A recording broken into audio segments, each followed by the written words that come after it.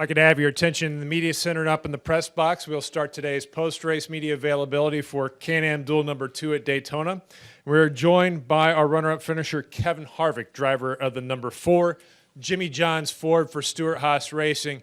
Kevin, what did you learn tonight that you're going to be able to apply on Sunday in the Great American Race? Yeah, we got to make our car handle better. I just, wasn't very comfortable to pull on the wheel like I needed to, to be aggressive in making moves and blocking and all the things I needed. And luckily, I had a fast car, to kind of crutch that part of it and a teammate behind me. So we definitely have a little bit of work to do on the handling side of it. And I think if we can find a better balance between the speed and the handling of the car, I think we'll be in good shape. But, I think the race in general was good for us. And I knew I was going to have to make 2 moves in order to win the race. And it just kind of depended on how everything formed back up after, I got by Denny. And the 14 and 21 got side by side back there and weren't able to form up enough energy to push up beside the 9. So made one, and the second one didn't quite get to finish it off, but still a good day. Okay, we'll open up the floor for questions. If you have a question for Kevin, please raise your hand. We'll get a wireless microphone to you. We'll start with Jenna. Jennifer, Kevin, I know you said you didn't love the handling of your car, but from a speed standpoint, the Fords seem really strong. They swept all 4 plate races last year. Is it looking like Ford maybe has the best package so far? Yeah, I mean, I definitely, think that we have the fastest cars down here from a manufacturer standpoint, and that's definitely been the case over the last few years. And I think as you like you said, look at the previous results and Brad doing so well, and obviously, the Penske guys have done well in both races they've run this week, and Kurt winning the 500 last year for us, and so we led a lot of laps in this one last year and crashed in the final stage and didn't put the day together. So we'll have the speed. It's just a matter of getting the handling right and connecting all the dots and seeing how it all falls in the end. But I think we'll be in good shape. Additional questions for Kevin Harvick. We'll go to Holly Kane and then go to Dustin. Holly Kane, the NASCAR Wire Service. Kevin, did the race play out tonight kind of like what you would have expected things to be on track? It was much more, like in my mind what I expected. I was a lot more patient tonight than what I was in the Clash. At the beginning of the race, I didn't feel like the 9 was handling very well, and I was kind of urgent. I felt some urgency to get around him, and ultimately he wound up winning the race. So I don't know if they made their car better or what they did, but I think we saw a little bit more passing in our race than in the first race, and I didn't see anybody just spin out like we saw in the first race. But it was the cars they're a handful. We haven't had a lot of practice, a lot of new rules, a lot of things happening, and with the lack of practice, nobody's had a chance to work on these cars at all, just because practice was so condensed into qualifying and filling out what you had, and by that time you didn't have a very big group to go practice in. So Friday and Saturday will be important to get our cars handling better. We'll go next to Dustin, then up to the press box. Dustin Long, NBC Sports. Kevin, how have you seen the progression of Ryan, Blaney, and Chase in regards to plate racing? Is there such thing as a typical progression for a young driver? I know everybody's different. Or are they doing? I know they're having advantage of some good equipment, but are they growing at a certain level, or is as much the benefit of the car? That's the one thing you say, good equipment. There's a lot of guys that have good equipment when they come in, and there's just sometimes you get it and sometimes you don't. For me, I crashed a lot when I first started. Those guys have picked up on it pretty well. So I think from the time that Ryan started, he's been good on the super speedways and done a good job. But those guys are different because they have such a knack for and have watched so many of these races, and it's not like they were racing on a computer or came through a different form of racing or whatever the case may be. Those guys had dads that were pretty darn good in what they were doing and heard the lingo and heard the talk and watched the action on the racetrack, and they've seen as much of the progression of how all this works as I have. And they may not have been in the car, but they've watched and learned and I don't think that the progression hasn't been very good because they started good. So, I think Chase won this race last year, right? Yeah. So, they're doing fine. We'll go upstairs to the press box for a question. Bruce Martin with Speed Sport Magazine. Kevin, how twitchy does the rear of this car feel? Because in the first race, all the crashes appeared to be started when another driver simply took the air off the rear of the car in front of him. I mean, mine didn't seem as light as those guys were, but there were several instances where it definitely got my attention, with how light the back of the car was. So, like I say, we have to work on our car because you're constantly just chasing the car and mostly the back, and can't pull on the wheel like you need to when you get the runs and be able to do the things that you need to do to be aggressive, to make passes and blocks. Close it out for Kevin here with Jordan. You get no mic. Just glad Jenna's not the only one asking questions all day. Jordan Bianchi, SB Nation. This is for Kevin. Kevin, this is kind of a general question, but when you go to a backup car in a restrictor plate race, is there any concern or carryover, or that piece of equipment is as good as your primary? Yeah, I mean, I would say half of them will probably choose their Clash car that, if they were in the Clash that they've already raced, if it wasn't torn up bad. But, the engineering and the time that is put into all these cars, and everybody knows that you have to go into these qualifying races and race, in my opinion, because, if you're going to give up, if you finished outside the top 10, you gave up 10 points to the guy who won already. And, that hole just keeps getting bigger if you don't collect points, and you can't just go right around. That's what the new point system and stage racing has done, and that's the way we should race. That's the way we've all raced from the very beginning, from late model cars and in short races. And you can go out and, Alex Bowman didn't learn anything today, in my opinion. I mean, they'll go out and practice, and riding around, starting on a pole is great, but not knowing what your car is going to do is a complete waste of time, in my opinion. Go to Bob. Bob Parker, ESPN. Kevin, will people be more brave, the last 10, 20 laps of the Heck yeah, Daytona man. 500? It's the Daytona 500. Everybody's here to win it, so back her in the fence going for the lead. So be it this week.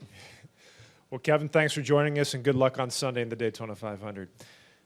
We are now joined by our third-place finisher in tonight's race. We have Erik Jones, driver of the number 20 DEWALT Toyota for Joe Gibbs Racing. Erik, I'm going to ask you the same question I asked Kevin. What did you learn about your car tonight that'll get you ready for Sunday's Great American Race? Oh, man. I don't know. Where do I start? I think we've fought some similar issues in the Clash of what we had tonight. Starting the race off, obviously got spun out there early. Just a bad aero situation. You kind of get stuck in a guy's wake, and you can't really do much about it. And, fortunately, we were able to fight back from that, even with some damage, and get a good finish out of this. But still was able to learn a ton. Obviously, having to race from the back, I felt like we really got ourselves in a lot of different positions aero-wise. So, just really fought a lot of similar issues that we did in the Clash, a lot of tight on exit. So we've definitely got some work to do for Sunday, to get where I feel like I'm comfortable and happy with the car. But, it's good to really feel like we learned something tonight. Okay, we'll open the floor up for questions. If you have a question for Erik, please raise your hand. We'll get a wireless microphone to you. Questions here in the deadline room. We'll go to Bob. Bob Parker, ESPN. Did it feel any different driving a Gibbs car versus a Furniture Row car, and just how much more comfortable are you out there today than a year ago? It's hard to tell if there's a difference or not, at least at this point in the year. I mean, especially with the rules change here, it's made everything drive a ton different than what I've ever drove on a super speedway. So just really kind of relearning the whole super speedway package and what we have for this weekend. Sorry, I forgot the second part of your question.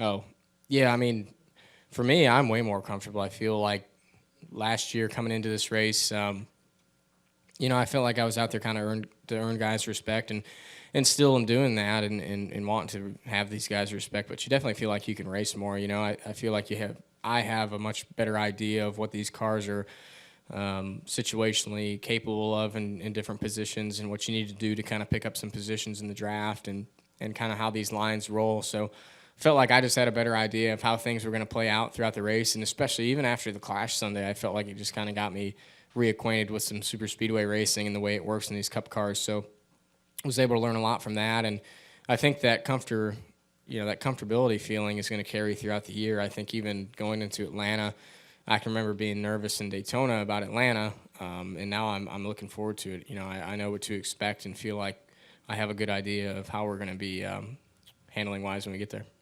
We'll go to Mike and then to George. Mike Hembry, USA Today. Several drivers have talked about giving up speed for handling or the opposite. Are you looking for a happy medium there, or do you want one more than the other? I mean, yeah, you want as a driver, you want both, right? So it is a happy medium, but we've definitely got the speed. I don't think the speed's an issue at all for us. I think it was just a track position thing really for us tonight to not have a shot at the win. So we do need to get some drivability in it. I mean, it's going to be a happy medium. We did some things to take what we thought would take some speed out of it for tonight. What we can do with the impound race, there's not a whole lot, but it really didn't slow us down much. I thought we had plenty of speed and gained a little bit of drivability, so it's going to be more kind of down that road of trying to get more drivability in the car and just continue to get it better. George? Yeah, back here, Erik. George Diaz with the Orlando Sentinel. I saw on Twitter that over the radio you said you guys are going to have to take some big swings on Sunday. Can you elaborate the thought process? Yeah, I mean, I just think we're not, where we need to be handling-wise for Sunday. I know as cool as it was tonight, handling was going to be the best it's going to be the rest of the weekend. It's going to be a solid probably 20 degrees hotter on Sunday. And the way it deteriorated throughout the race, I knew there was no way, the Daytona 500 is 140 laps longer, so it's just going to get worse and worse. The more rubber that gets built up. So just the issues that we have, they're just going to be, exaggerated more and more on Sunday. And really don't think we're in a spot right now to be comfortable enough to make moves that, we're going to have to make on Sunday to put ourselves in position to win. Additional questions for Erik? Go to Holly. Holly Kane, the NASCAR Wire Service. Could you just talk real quickly about the confidence that you had? I mean, it was really, to come back from having the incident and then finish third in the race is a pretty big deal. Could you talk about what that did for you? Yeah, I mean that's a big confidence boost. I would say super speedway racing is not high on my list of racing styles that I'm good at. It's just something I haven't done a lot, so it's something I'm trying to improve on consistently every time I get the chance to do it. And tonight I just felt like it was a solid race for us. I felt like personally for me I was able to learn a lot, kind of about how, like I said, the lines move and situations that you get in. I talked to Denny a little bit before the race actually, and he was able to kind of enlighten me on some different things that happen in these races, and actually that helped quite a bit. And really thought a lot of the things we talked about paid off tonight. Well, Erik, congratulations on the finish tonight, and good luck on Sunday in the Daytona 500. Thank you.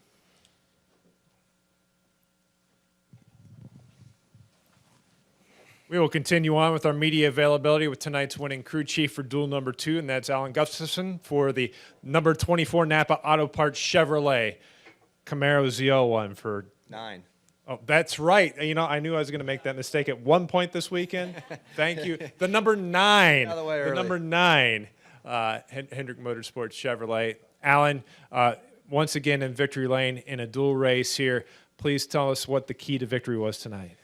Well, I think for us, obviously having a fast car paid a lot of dividends, and we put an emphasis on getting our car to drive good, and I think that showed up because he was able to make some moves and work through traffic, and ultimately we got a pit road penalty from a violation, and we were able to take a little bit of advantage of that and put 4 tires on and drive back to the front. So, the car handling well is the key criteria, and then obviously it's got some pretty good speed. I think to be able to make the move on Denny was a pretty good indication of the speed in the car. So a pretty good executed race besides our pit stop penalty there.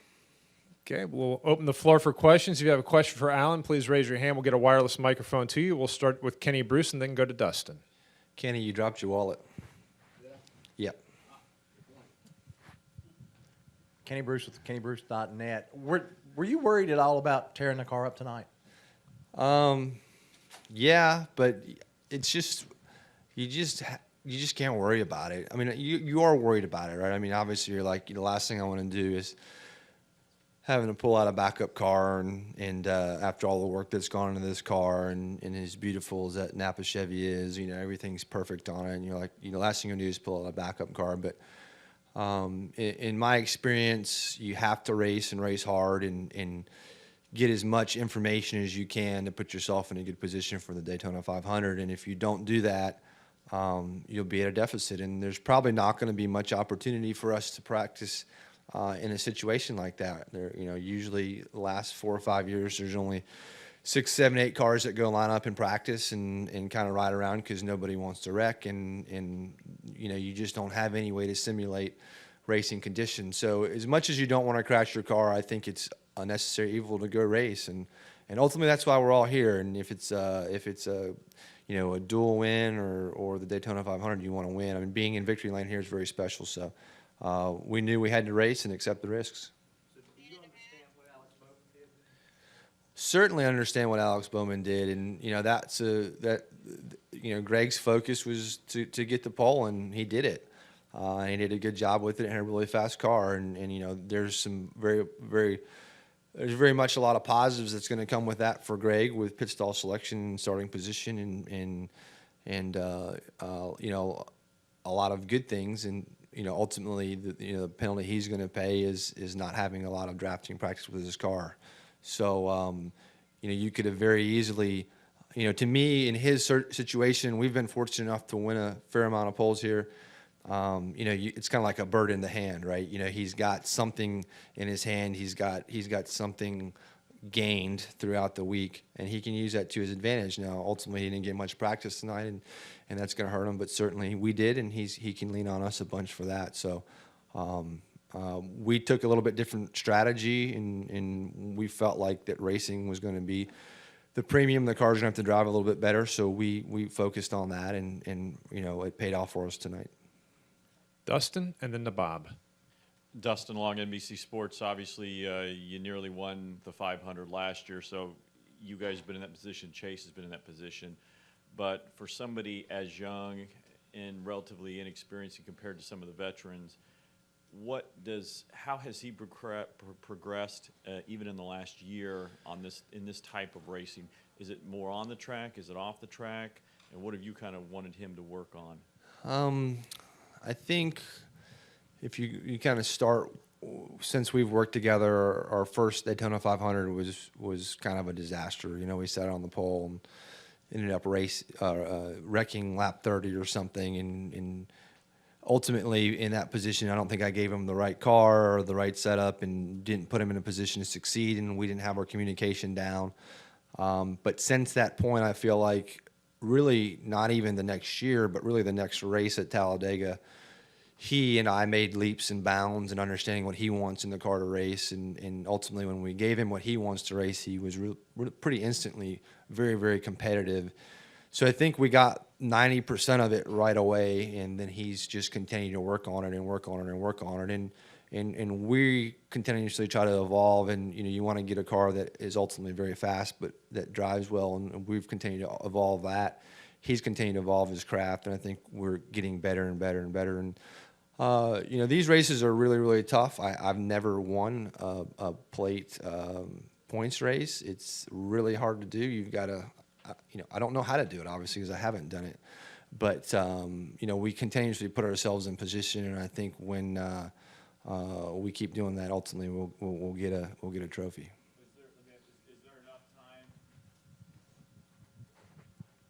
Obviously, we've seen the strength of the Ford cars so far this week, and obviously anything can happen Sunday. I understand that, but between now and Sunday, is there enough time to get your car and maybe some other people to have their cars better to where you can fend off the Fords, and in the likelihood that there's going to be 2 or 3 Fords up front that you're probably going to potentially have to hold off or get around to win the race? I thought we just did, didn't we? I mean, that was 2 of them. I think they had 3. I mean, obviously Joey's good and Brad's good, but I feel like we're as good as any of those guys, and You know, I know ultimately there's a lot of talk around the Fords and how they're working together, but, you know, it wasn't, Ryan didn't think twice about Chuck and Brad, so I don't know how well they are working together. Good, Bob. Bob Pockers, ESPN. Have you been waiting for this weekend since a year ago? I have since Homestead. probably, you know, not necessarily a year ago. But no. I don't think, you know, last year was obviously a disappointment running out of fuel with, you know, whatever it was to go a couple laps, but it was just the circumstances and the cards we were dealt. I don't feel like that.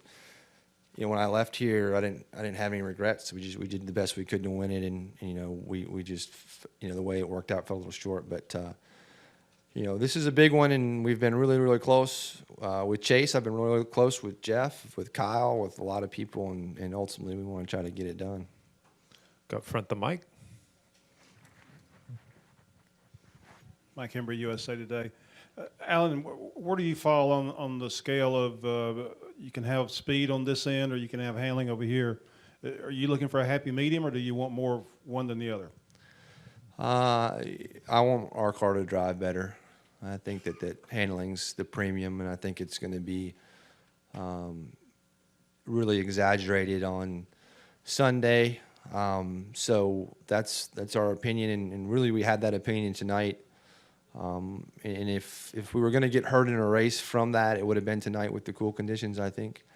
And I still feel like our car driving well, you know, proved out to be an advantage over guys who ultimately had faster cars. And we know that everybody impounded these cars, right? We know that we don't have the fastest car if you're going to go run a lap by yourself. But ultimately, I feel like we've got one of the better driving cars and a really good driver. So I lean towards handling. I do think at the end of the Daytona 500, when it gets a little bit cooler and it could be a circumstance where you've got tires and it's just the all-out 10-lap, you know, push fest. You know, who knows, right? I mean, somebody could come from fourth row and have this huge run and win the race, but I don't feel like that's a good way to say, hey, I want to, you know, have a fast car and just hope I get the right run the last lap. You know, my philosophy is to have a car that drives good, that can be up there all day in contention, and that's ultimately what we're going to go with. Any additional questions for Alan? Alan, congratulations on the win tonight. Good luck on Sunday in the Daytona 500. Thank you. Appreciate it. If I could have your attention here in the media center, we are now joined by the winner of tonight's second Can-Am Duel at Daytona, and that is Chase Elliott, driver of the number 9 NAPA Auto Parts Chevrolet for Hendrick Motorsports. And Chase, another wild race here at Daytona International Speedway. What was the secret that got you the victory lane tonight? Well, first off, a really fast car, first and foremost, and you know, secondly, I think just a big push by Kevin at the right time. It was timely, and just the way it kind of worked out, was able to get by, you know, Denny before the lane completely got single file. Then was able to, you know, kind of halfway control the top and how it continued to run, and was hoping that, you know, those guys would give each other a hard time there towards the end and would hopefully take some pressure off me. So fun night for sure, fast car. Did it last year, so the big trophy is the one we want. Okay, we'll open the floor for questions. If you have a question for Chase, raise your hand. We'll get a wireless microphone to you. We'll start with Joseph and work our way around and go to Bob. Thanks. Joseph Walken, frontstretch.com. How important is it for you to start the season off with a new number 9 car, get that win, carry on your dad's legacy? Yeah, it was, you know, car looks good. I'm a little biased, but the 9 looks pretty good there on top of the scoring pylon. So I would love to have it there more throughout the season. You know, like I alluded to a minute ago, we were able to do this last year and win our duel. The one on Sunday is the one we want, and that's the one that counts, and the one that everybody's after. Obviously, a lot of racing after that too. So, you know, this is an exciting event. You know, having the duels, I think, is pretty cool. But man, you know, the kicker would be to have a good run Sunday, and that's where our focus is at. Go next to Bob, then to Jordan, then to Mike. Bob Pockris, ESPN. Has the finish of last year's race kind of stuck in your craw, and have you been kind of waiting to get back to this event? Yeah, definitely. Last year was a bummer. Unfortunately, the beginning of many bummers throughout the season. I hope that's not the trend this year. I hope tonight's more the trend, but time will tell, I guess. But definitely, think about it some. But on the same token, I feel like we played our cards the best we could last year. I don't really know what we would have done any differently. And as I've told you guys before, the ones where I feel like we could have done something differently, or I could have done something differently to change the result, are the ones that frustrate me the most, knowing that last season in this event, I feel like we did the right things with the position we were put in. Doesn't make me as frustrated just because I felt like we played our cards well, and we couldn't help how the circumstances ended up. Jordan? Jordan Bianchi, SB Nation. Chase, looking back to your first Daytona 500 2 years ago, can you tell me how you've changed as a driver in restrictor plate races and how you've improved? Yeah, I mean, I hope I've gotten better for sure. Would like to, if we make it past lap 20 on Sunday, then we've done better than my first event down here. So, I think that overall as a team, I think we've done a better job of setting our cars up and making our cars faster and drive the way I want them to drive. Our communication's better. My communication with Eddie has gotten better. His communication to me, what I'm looking for. I think all that stuff is just over time it develops, and you hope it's improving as we go along as well. So I hope we haven't peaked. I hope we continue to work at it, get better, and find some better results in the big shows. Go to Mike and then to Jerry.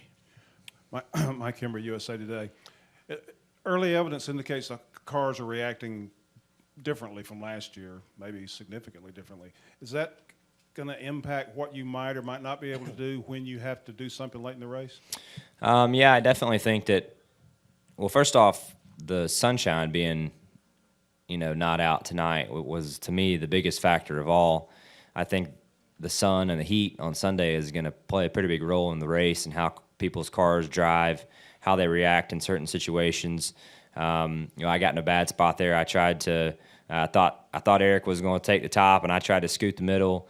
Got both of us in kind of a bad aero spot. Unfortunately, he got the bad end of the stick. Didn't mean to turn him around, but kind of just the aero, the cars are already so unstable. I mean, you don't even have to touch them, to make that happen. So I think all of us being aware of that more is going to weigh on our minds and just try to, keep from wrecking people, because when that happens, you're taking a big chance of wrecking yourself too. So we'll just have to be smart. I'm sure everybody's paying attention to it, and I think it's going to be key to have your car driving pretty good on Sunday, which is exciting. I think that's what everybody wants back down here.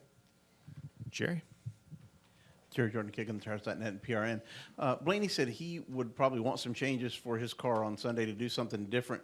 Are you happy with the setup you have, or you found what you need for Sunday in the race, or do you want something different as well? Yeah, I want something different for sure. I think that, the nighttime and the cooler conditions tonight, I think, covered up a lot of handling conditions that won't necessarily be the case, or I don't think will be the case at all on Sunday. So I think if you're not taking tonight's information and trying to learn from it, I think that's a mistake.